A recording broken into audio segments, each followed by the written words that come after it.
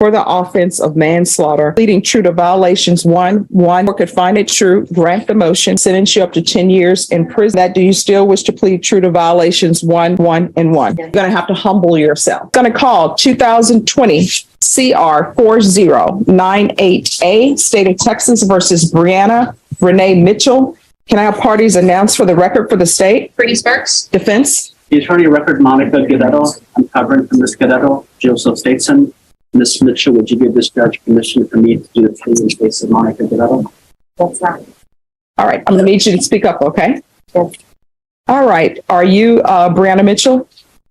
Yes, ma'am. All right. I'm showing you what's entitled motion to revoke community supervision. Did you review that with your attorney? Did you understand it? Yes. Are you the same Brianna Renee Mitchell who was placed on community supervision in 2020 CR 4098A for the offense of manslaughter on December 10th, 2021 for a term of 10 years? Is that you? Yes. All right, state. Yes, Judge. Violated condition number 1 on or about the 8th day of September 2022 in Bexar County, Texas.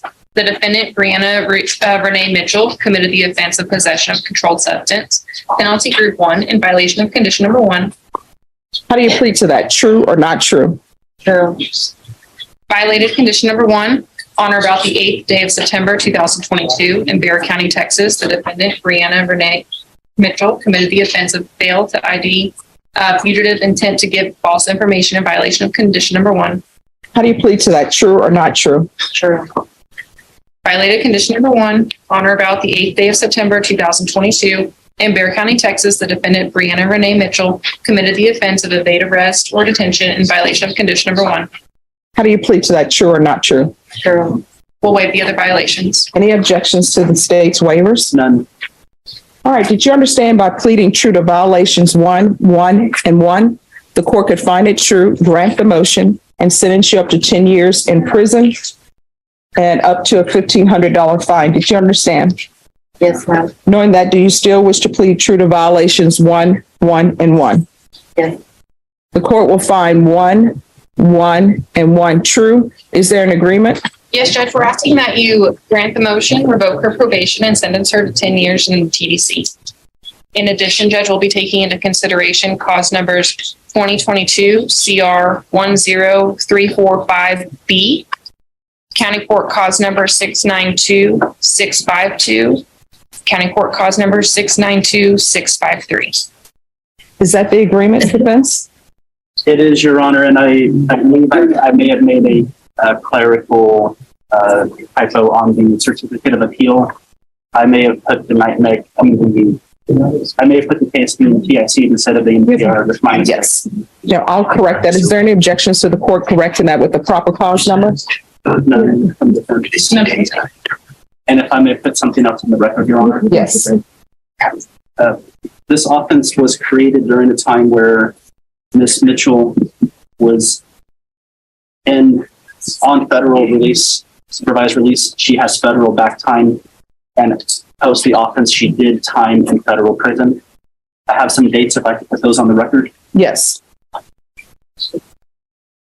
She was in custody in federal prison or federal custody on April 18th, 2016, where she was sentenced November 17th, 2016.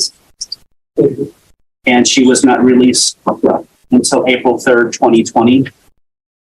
When she was released April 3rd, 2020, it was supervised release. And there was a revocation hearing. And she has federal custody time from February 18th, 2022 to April 13th, 2022. And we ask that she be given credit for federal time in addition to the Bexar County time.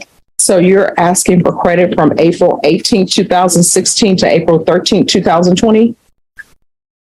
We are, and I did explain to my client that is prior to the offense date, but she was still in custody post that also, and that it's the court's discretion to award time. So with regards to the dates from April 18th, 2016 to April 13th, 2020, was this case open on a motion to revoke or no?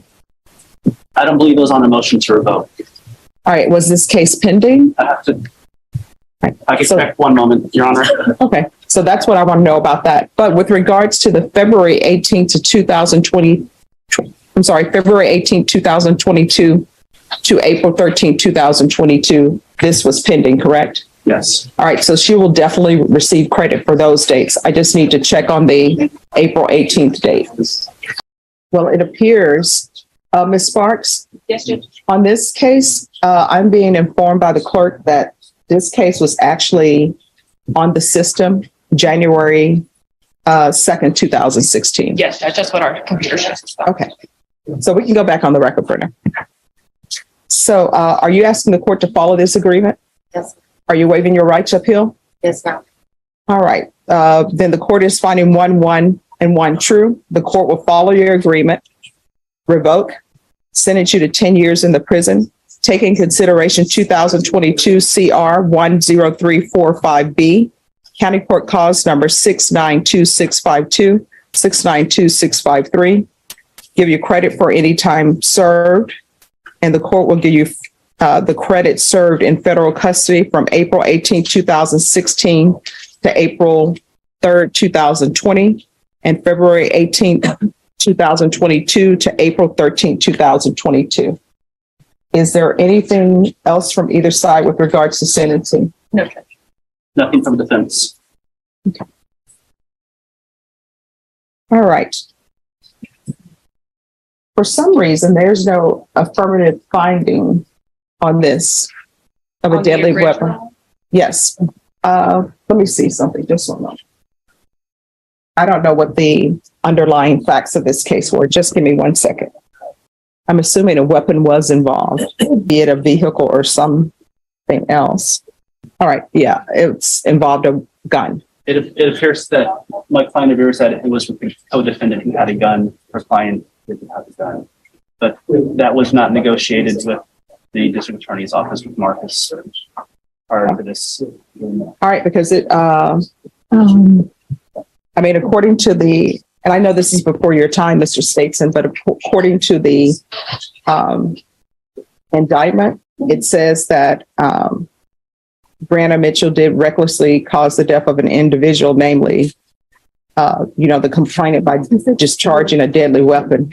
So this is pre this attorney, Ms. Mitchell, but that's what's in the paperwork. So there's going to be an affirmative finding. So there's an affirmative finding of a deadly weapon. I'm going to show you what's entitled Trial Court Certification of Defendant's Rights to Appeal. Did you review that with your attorney? Did you understand it? Yes, ma'am. All right, because this is a plea bargain agreement, because I followed your plea bargain agreement, because you waived your right to appeal, you do not have the court's permission to appeal. Do you understand? Yes, ma'am. Because this is a felony conviction, you're not allowed to own or possess any weapons or ammunition. If you have a question over what a weapon or ammunition is, you'll need to speak to an attorney. Do you understand? Yes, ma'am. All right, good luck. We can go off the record. I saw in this case where parenting classes were ordered for you. So here's the thing. Someone else is taking care of your children or your child. When you are released from prison, and at some point you will be, do not go up to the house acting as though, here I am, let me put my rules in place and disregard whatever rules have been set for your children. You understand? You're going to have to humble yourself. All right, good luck to you. Or as people say, catch a case. Questions 1 and 1, the court could find it true, grant the motion, find you guilty, and sentence you up to life in prison and up to a $10,000 fine. Court will find 1 and 1. Are you Ms. Smith? Showing you what's entitled Motion to Enter Adjudication of Guilt and Revoke Community Supervision. Did you review that with your attorney? Did you understand it? Are you the same Keisha Smith who was placed on deferred adjudication in 2020 CR 9874B for the offense of aggravated robbery on February 25th, 2021 for a period of 5 years? Is that you? State? Violated condition number 1, on or about the 30th day of September 2022 in Bexar County, Texas, the defendant Keisha Smith committed the offense of possession of a controlled substance in violation of condition number 1. How do you plead, true or not true?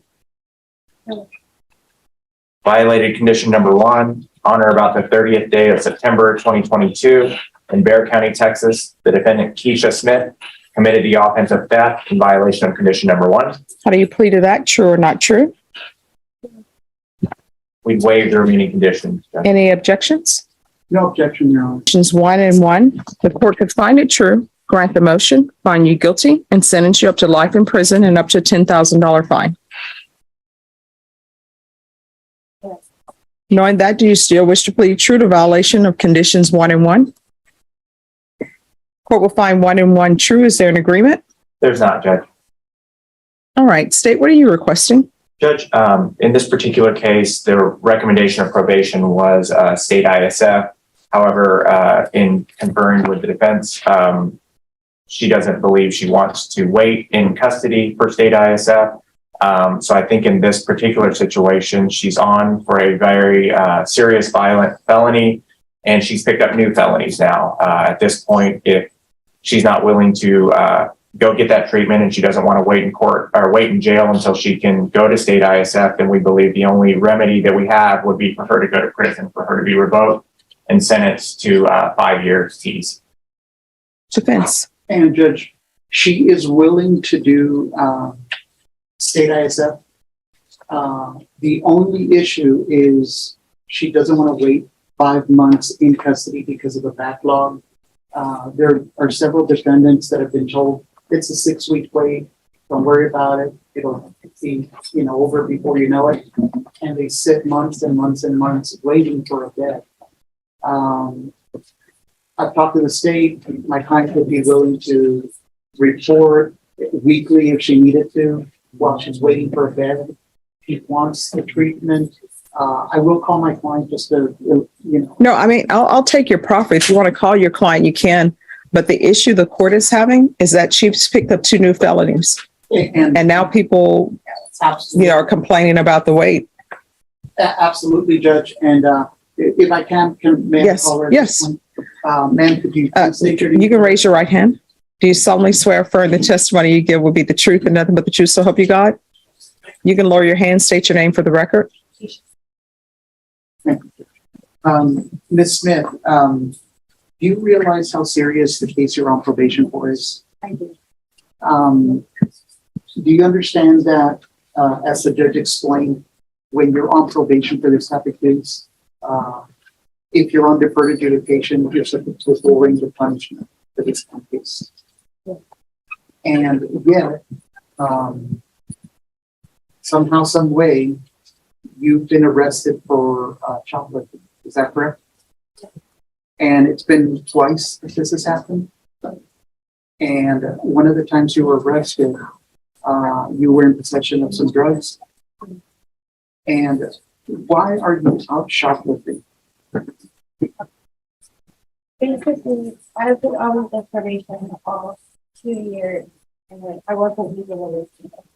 I had a fallout with my parents, and I didn't have anyone to say. So when the only people that I knew was previous times, and when I relapsed and got back on drugs, if you could see, these cases all happened within a certain amount of time, and those were the times that I was using it.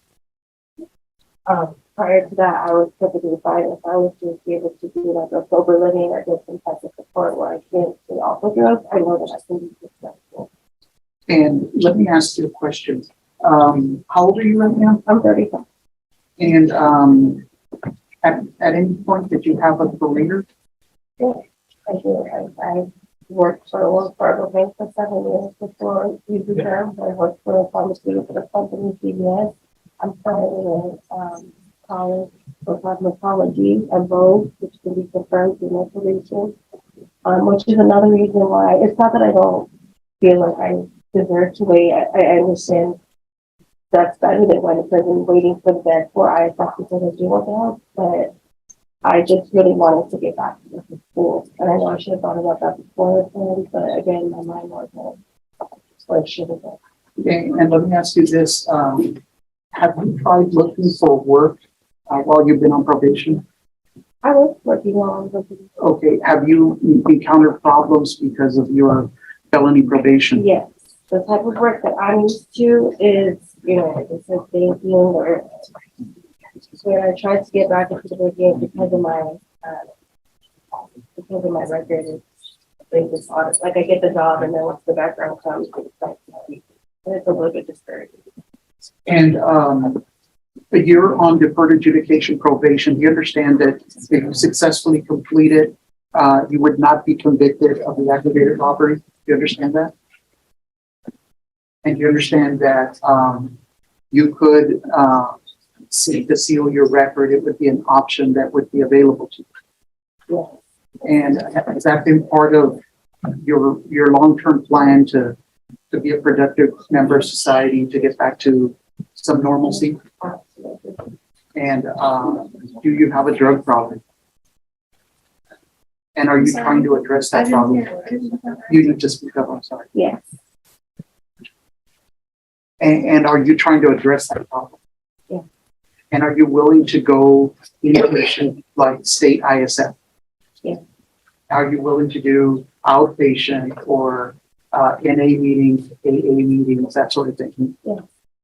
And are you asking this court to consider that if she gives you a chance to continue on probation, are you willing to do whatever the court requires? Yes. Yeah, absolutely. I also, what I've learned from relapsing is I was naive into thinking, oh, well, that was just a moment in my life. You know, that's not me. I'm not a drug addict, or it was just a phase. But after relapsing, now I know, and I do take into consideration how serious addiction is, and that it is not something to take lightly. It's not ever going to be just a weekend party thing for me, or it's a lifelong battle that I'm going to have to face. So I do take it seriously. That's just something I have to manage from relapse. And if the court wants you to do zero tolerance or to go to state ISF, will you take it seriously? Is there any point in you going? Yeah, absolutely. And all of this happened. Were you married at some point? I am. Okay. Are you still in that marriage? I am, but we've been separated from you. Okay. Why did you get divorced? Infidelity on his part and abuse. Okay. Are we talking about domestic violence? Yes. When you first got arrested for aggravated robbery, were you in a relationship with a gentleman that was involved in that? Yes. And was there domestic violence in that situation? Yes. Did he shoot you in the back of the head? Yes. Is this an issue you've been dealing with? Yes. Have you been in a relationship with a gentleman that was involved in the Walmart incident? Was there anybody there that was involved in that? Yes. And is that a different person? Yes. So we're talking at least 3 people that you've been in a dating relationship that maybe haven't been the healthiest choice for you. And are you willing to keep counseling or do what it takes to not continue this repetitive cycle of self-destruction? Yes. Are you asking the judge to continue you on probation, extend you at additional conditions, whatever she feels is appropriate, if she decides to do that? Okay. Thank you. I have no further questions. Just very briefly, Judge. Ms. Smith, you were placed on deferred for an offense involving theft, correct? Yes. And now you're back before the same judge because you committed a theft again, correct? Yes. Where the probation officer on their report wrote that you had stopped working. Is that true? I stopped working because they gave me permission to go to school full time. But where were you previously working? CVS, Caremark pharmacist. What is Heart at Home Senior Care? Oh, yes, I was a part-time job there. And what did you do there? Take care of elderly people, getting their house clean, their clothes washed. But that didn't last long because my background came back. And for good reason, right? We don't want people who have theft offenses caring for people like that, correct? I've never stolen from a person. I do have a good heart. I wouldn't steal from people. You were part of an offense where y'all stole from someone who was in a parking booth, correct? At gunpoint? Yeah. The aggravated robbery, who was the robbery of? A tire shop? But y'all were robbing someone for their property, correct? Yes, And you did commit a robbery in this shoplifting case, correct? Or I'm sorry, a theft in the shoplifting case, correct? yes. I'll pass it. Were you using drugs at any point during the shoplifting incidents? Yes. Why were you shoplifting? Um, All right, so what altercation did you get into with your mom?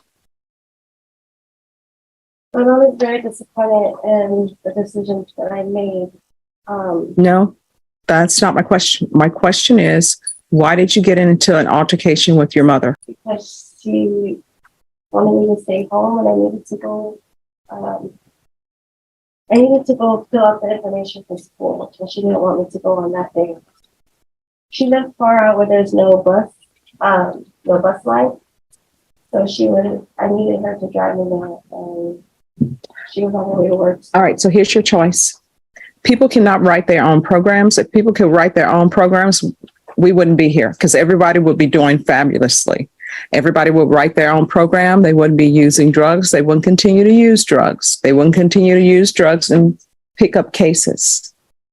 Or as people say, catch a case. That wouldn't happen. You have. So here's your choice. You can either remain at the Bexar County Jail and go to ISF, Cognitive and Substantive Abuse Track, or you can go to prison for 5 years. Those are your choices. Which do you choose? Not in charge of you for 2, for 1 or not, but this tells me where her mind is. No. No, I mean, it does tell me where your mind is.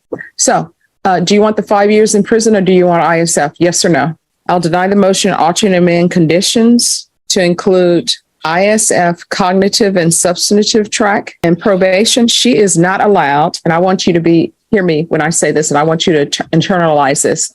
I don't allow people who are on probation out of this court to ever, and people say you should never say never or ever, but in this court, you are never, ever allowed to have employment as a home healthcare provider or any jobs that involve minors. Do you understand? And I don't know why CVS Pharmacy would allow you to be working for them when you have a drug issue. You shouldn't be working around anything that has to do with medications when you have a drug issue. You shouldn't be allowed to be working around any place that has anything to do with medications or drugs when you have a drug issue. So it's going to be ISF, Cognitive Substantive Track. She's to remain in custody until transferred. No